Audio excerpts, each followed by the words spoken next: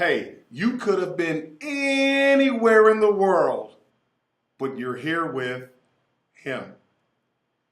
In today's episode, we talk about the difference between the greatest player of all time and the best player.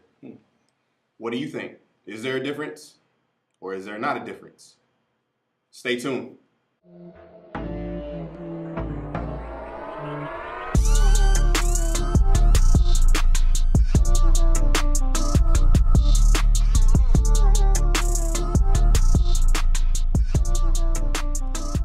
So the question is, greatest basketball player of all time versus the best basketball player of all time.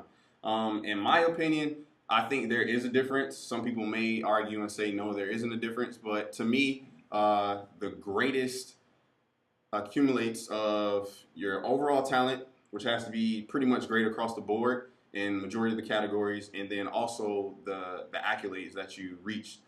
So for that, I would say Michael Jordan. And the reason I'll go with him as quote-unquote the GOAT is because he has like outstanding accolades. He has multiple MVPs, and that's in the finals and regular season. Not to mention he's an Olympian. He's also 6 for 6 in the NBA Finals. No one is undefeated in the finals.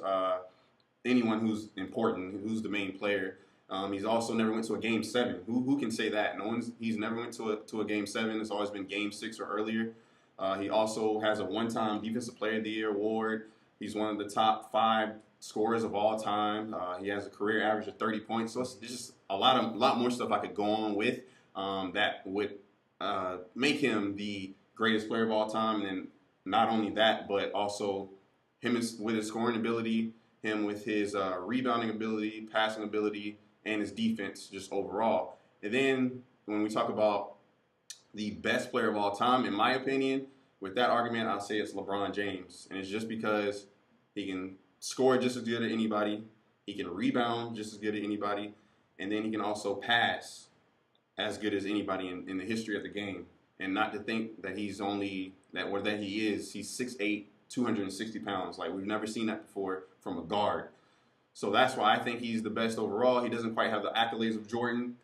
He's lost, as we know, quite a few times in the finals, but he has been the last 7 years. But in my opinion, LeBron is the best of all time, and then you have Jordan, who I think is the GOAT of all time. George, what do you think about that? Well, for me, it's a little difficult to separate the greatest from the best. So just say if you're talking about who's the greatest team of all time and who's the best team of all time, what is a true measuring stick? So, I mean, obviously you'd use a team like the Bulls when Jordan played and won 6 rings with the Bulls. So, or in the season where they won 71 games or so. Does that make them better than any of the Showtime Lakers teams? Or does the Golden State team who won 73 games make them the best or the greatest? Well, probably not, because they didn't win the championship that year. But these are terms that I think kind of go together. So it kind of goes back to the conversation of who's the greatest or who's the best of all time.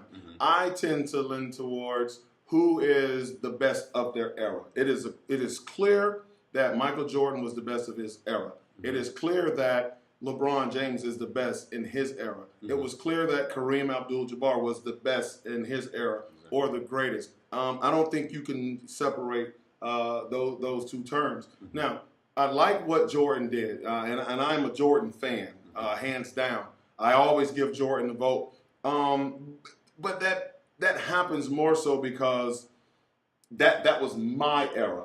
You know, the LeBron is more so of a younger man's era. So all of the affection that I have for Jordan, it was because I saw him do all of these things, and it is hard for me to let it go. So when you talk about the rings, well, Abdul-Jabbar has 6 rings. Russell has 11 rings. But here's the thing: Robert Horry has 7 rings. Good point. Right?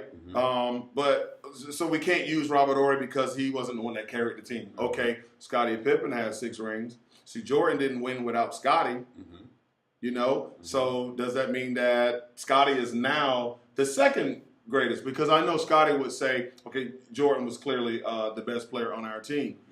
So you can't use rings. You can't use wins, because if you use wins, then that means Golden State is better or greater than the Bulls teams were. And they're on track to win multiple championships. I don't think that's the case. But nonetheless, how do you really measure it? So we knew Jordan could shoot. He could jump. He could penetrate. He could pass. He could do all of those things. But LeBron does those things as well. And I'm mainly using these two guys instead of like a Kareem, because these guys are able to post up and they're able to play the guard. They're able to bring the ball up the court. So I'm, kind of sticking with these two guys without saying or trying to have the argument of which of the two guys are the greatest. See, what Jordan did is he revolutionized the game in a number of ways. From he was the first to wear quote unquote baggy shorts. Now I know his baggy shorts doesn't compare with Iverson's baggy shorts, but in those times, those were baggy shorts.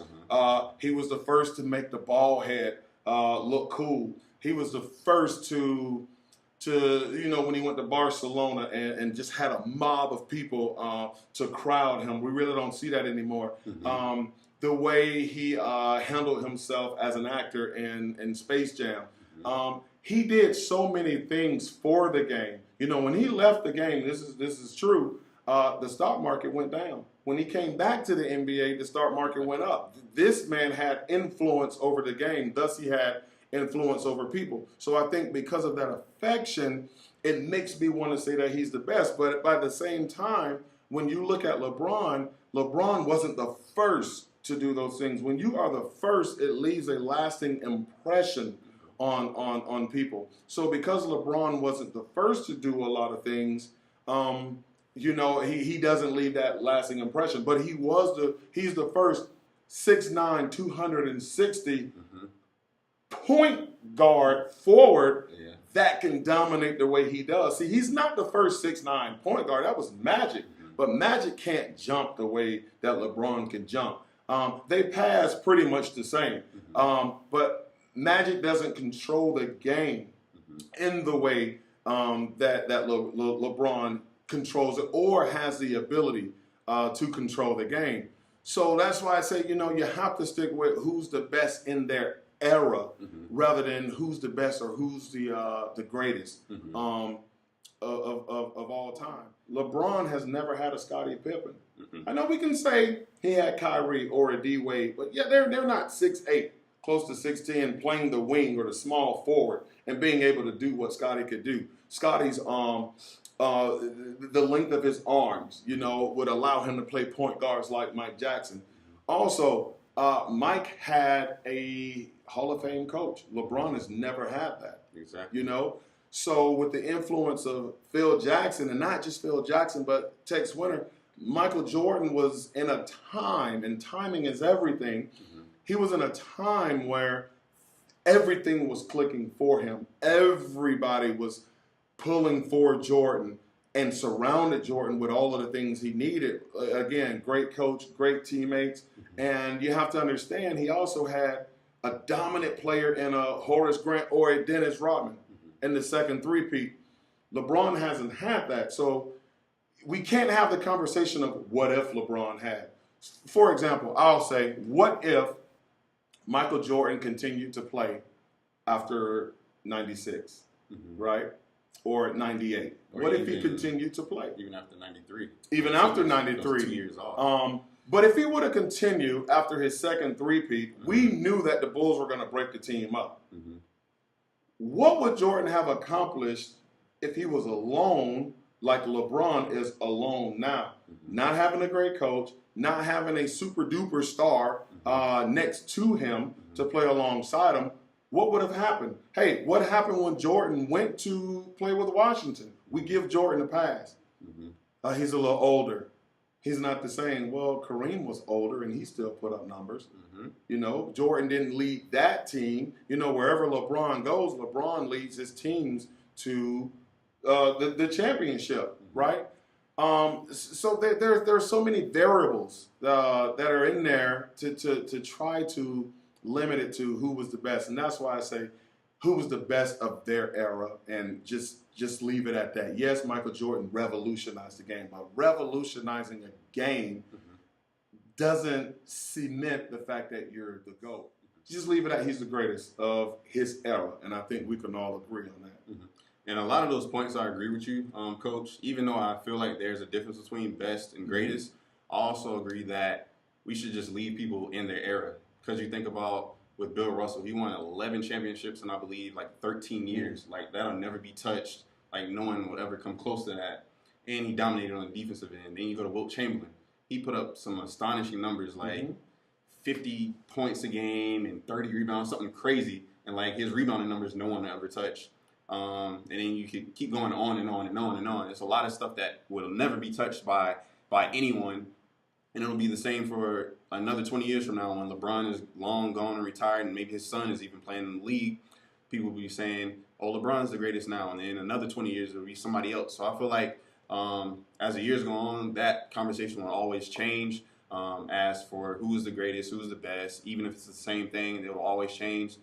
Because I know for someone my age, I was born in 1991, I only saw the last half, or not even half, but the last couple of years of Michael Jordan's career. So anyone who's my age or younger shouldn't have a true argument in this because you didn't get to really see Jordan. So I know why when most people around my age say that, or they have the argument of that LeBron's the greatest, because we've seen his entire career of 15 years. Exactly. And then when you can say the kids are maybe in elementary school or something, whoever is next up in the NBA, it'll be somebody as great as LeBron one day, or Jordan, or Wilt, or someone along those lines, and they will put up probably the same numbers, and those kids will be like, this is the greatest, and then me and you will be saying, man, those kids don't know what they're talking about. Because we saw Jordan, we saw LeBron, we saw this person, we saw that person. They're not good as him. We're going to sound old and bitter, but it's just the way things are. And I feel like that will always be the way it goes. It'll just keep changing. You know, I think your points are really good points, and you know it'll continue more and more discussion until we can probably get down to something that's absolutely measurable to say, okay, this is what determines it. This person has it. Well, Coach, it's been nice conversating with you, or what I should say is conversing with Coach. It was great. Good 15 minutes looks like it has been. So for all of you out there, we want to hear what you think. Do you think there's a difference? Do you think it's the same thing? Do you agree with any of our points? Let us know. Drop it down in the comment section. Let us know. We really want to hear. We're huge basketball fans, whether it's NBA or NCAA. We want to hear it. We want to talk. We want to discuss. Let me know. Hey, don't forget to like and subscribe to Al Ray Basketball. You heard him.